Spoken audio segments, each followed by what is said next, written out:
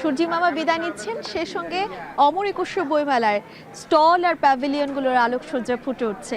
ঘুরে ঘুরে দর্শনার্থী পাঠক যারা আছেন বই নেড়েচেড়ে দেখছেন, বইয়ের সঙ্গে কেউ কেউ ছবি তুলছেন এবং সেই যে নতুন বইয়ের প্রতি ভালো লাগা, সেই ভালো লাগাগুলোই আসলে একে অপরের সঙ্গে ভাব যেটি আদান প্রদান করা হয় সেরকম করছিলেন।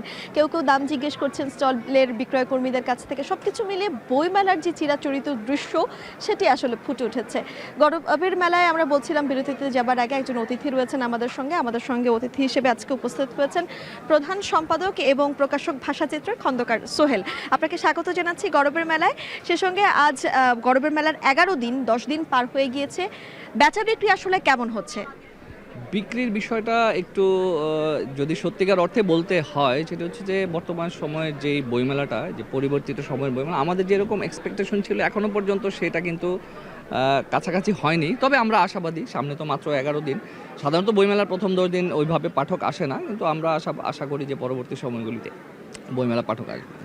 এই যে বইমেলায় প্রতিদিনই নতুন নতুন বই যুক্ত হচ্ছে, একটা প্রশ্ন আসলে আমরা সবসময় দেখেছি কোন ধরনের বইয়ের বেচাকেনাটা বেশি? বইমেলা যেহেতু তরুণ পাঠকরাই বেশি আসেন, সেই জায়গা থেকে সবসময় শুনি যে কবিতার বই বেশি বিক্রি হয় অথবা উপন্যাসের বই, কিন্তু গবেষণামূলক কিংবা যেই প্রাতিষ্ঠানিক যে বইগুলো থাকে সেই বইগুলোর বেচা বিক্রি আসলে এবার কেমন হচ্ছে?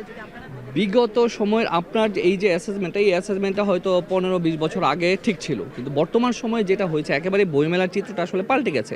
বিগত 5-6 বছর যাবত এই যে ফেসবুক বা সোশ্যাল মিডিয়া কন্টেন্ট ক্রিয়েটরদের দৌরাত্মে আমাদের বইমেলাতে প্রকৃত চিত্রটা কিন্তু আমরা আসলে সত্যিকার অর্থে হারাচ্ছি। আপনি দেখবেন যে গত বছরেও এটা নিয়ে প্রচুর সমস্যা হয়েছে। ফেসবুক ক্রিয়েটররা বা ইউটিউবার কিংবা টিকটকাররা আসলে এই বছরও আমরা কিন্তু সেরকম চিত্র দেখছি, যেটি আমাদেরকে অনেকে সমালোচনা করে। ইন দ্য বাই দিস অন্য যে বইয়ের কথা আপনি বলেন, যে বিশেষ করে ধর গবেষণামূলক বই, এখন সমস্যা হয়েছে কি সারা বছর তো অনলাইনে বইগুলি অ্যাভেলেবল। সেই কারণে বইমেলায় এই ধরনের পাঠকরা এই যে ভিড় এড়াতে, ধুলোবালি এড়াতে, সেই ধরনের পাঠক কিন্তু খুব বেশি যে আসে তা কিন্তু না, তারা কিন্তু ঘরে বসে বইটি পাচ্ছে। তো আমাদের যেটি এইবার বইমেলায় একটি আশা ছিল, যেমন ধরেন যে আপনি প্রতিটা দোকানে তাকালে দেখতে পারবেন এই যে বইমেলার যে চত্বরটা, বর্তমান সময়ে গভর্নমেন্ট এত আশা নিয়ে এই যে আসলো, এই চত্বরে খুব বেশি জায়গা কি, প্রতিটা চত্বরে একটু যদি অন্তত ইটটা যদি বিছিয়ে দেওয়া হতো, পানিটা যদি দেওয়া হতো, তাহলে আমাদের বইগুলি কিন্তু ধুলোবালু থেকে বেঁচে যেত। আপনি দেখবেন যে বইগুলিতে এমন ধুলোর আস্তরণ পড়ে থাকে, ভালো পাঠক, সচেতন পাঠক এই বইগুলি অনেক সময় এসে ঠিকমতো খুব কষ্ট হয় আর কি।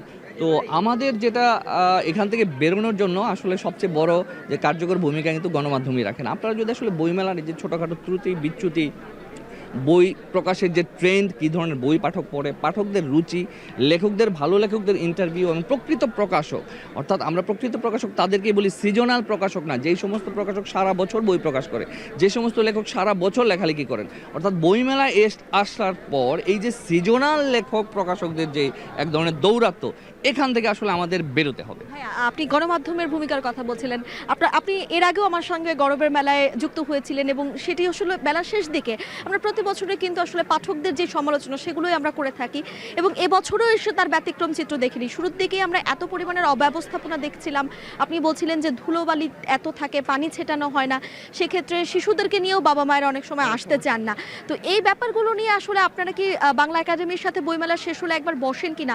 যদি বসেই থাকেন তাহলে প্রতি বছরই আসলে এই একই চিত্র পুনরাবৃত্তি কেন হয়? আসলে এই জায়গাটি যেমন ধরেন এই বছর বাংলা একাডেমির যে ম্যানেজমেন্ট সেটা কিন্তু সম্পূর্ণ নতুন, ধরেন মহাপরিচালক নতুন, সদস্য সচিব নতুন, এবং বাংলাদেশের রাষ্ট্রীয় ব্যবস্থায় ধরেন গভর্নমেন্ট নতুন, সংস্কৃতি যে উপদেষ্টা মানে আমাদের ফারুকী ভাই সে নতুন, এবং আমাদের কিন্তু একটি প্রত্যাশা ছিল ফারুকের কাছে, কিন্তু আমাদের ফারুকী ভাইয়ের কাছে একটি প্রত্যাশা ছিল, আমরা ভাই বলছি কারণ উনি সিনেমার সাথে দীর্ঘদিন জড়িত, উনি কালচারাল যে অঙ্গটা সেটা জানেন, এবং প্রকাশকদের যে প্রত্যাশাটা ছিল বইমেলার চরিত্রটা, বইমেলার চিত্রটা, এখানে ব্যবস্থাপনাটা অন্তত খুবই সুষ্ঠু হবে, কিন্তু আমরা আসলে সেই জায়গায় হতাশ। এবং আপনি দেখবেন যে এইবার বইমেলা শুরু হওয়ার 5 দিন পরও স্টল নির্মাণ হয়েছে। আমার ধারণা এখনও স্টল 2-1টা নির্মাণ হচ্ছে। আমাদের সমিতির একটা প্যাভিলিয়ন হওয়ার কথা, আমি গতকাল সেই প্যাভিলিয়নটা নির্মাণ করতে দেখিনি, এটি বাংলা একাডেমির মাধ্যমে হচ্ছে। তো এটি আসলে অব্যবস্থাপনা এবার বলবো অন্যবারের চেয়ে একটু বেশি হয়েছে, তবে আমাদের আসলে প্রত্যাশা ছিল।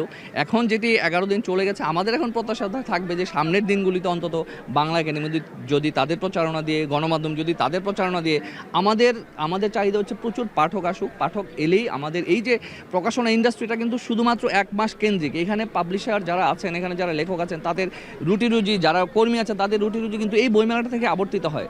সো আমাদের যেটা চাহিদা থাকবে যে বইমেলাটার ব্যবস্থাপনা আর একটু সুষ্ঠু হওয়া উচিত, বিশেষ করে মাঠটাকে অন্তত। এটা আসলে আমরা মাঝে মাঝে বলি যে এটা একটা চূড়ান্ত বা কি বলবো, এই মাঠটা অনুপযোগী একটা মাঠে আসলে আমরা বইমেলাটা করি।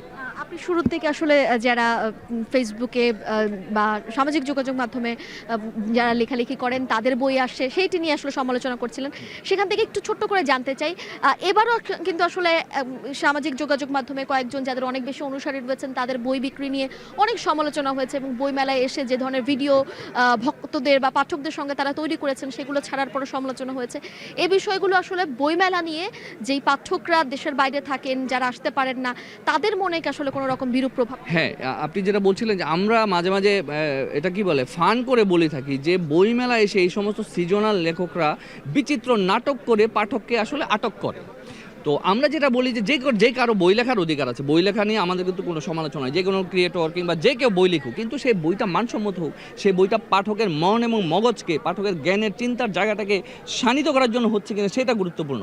এবং একই সাথে এই যে ব্র্যান্ডিংয়ের কথা বলছিলাম, ধরেন এই বইমেলাটা কেন্দ্র করে, এই বইমেলাটা হচ্ছে আমরা মনে করি বাংলাদেশের সবচাইতে বড় সাংস্কৃতিক একটি ইভেন্ট, একটি দেশের রাষ্ট্রকে সমগ্র বিশ্বে কিন্তু আসলে তুলে ধরে। এবং সমগ্র বিশ্বে বাংলা ভাষাভাষী যাদের মধ্যে বিন্দুমাত্র বই প্রেম আছে, যারা লেখক আছেন, লেখকরা তো বিশ্বের বিভিন্ন জায়গা থেকে বই পাবলিশ করেনি, অনেকেই চলে আসেন আমেরিকা থেকে, লন্ডন থেকে, বিভিন্ন জায়গা থেকে দেশে আসেন, বইমেলাটাকে তারা উদযাপন করতে আসেন, আনন্দ করতে আসেন, পাঠকের সাথে আনন্দ ভাগাভাগি করতে আসেন। তো সেই জায়গা থেকে এইটার প্রতি আসলে সরকারেরই মনোযোগ দেওয়া উচিত। এখানে প্রকাশকদের আসলে ক্ষমতা খুব কম। কারণটা হচ্ছে যে এর আগে আমরা দেখেছি আমাদের যে পাবলিশার সমিতিগুলি আছে, সেই সমিতিগুলি বা প্রকাশকরা আসলে বিচ্ছিন্ন। তারা বিচ্ছিন্ন হওয়ার কারণে বইমেলাটাতে খুব বেশি মনোযোগ আসলে দিতে পারে না। আমি আবারও দৃষ্টি আকর্ষণ করব, বাংলা একাডেমি এখানে যদি আরেকটু আন্তরিক হয়, সংস্কৃতি মন্ত্রণালয় যদি আন্তরিক হয়, এই বইমেলাটাকে আসলে আরও অনেক নান্দনিক, দৃষ্টিনন্দন করে সমগ্র বিশ্ববাসীর কাছে কিন্তু তুলে ধরা সম্ভব।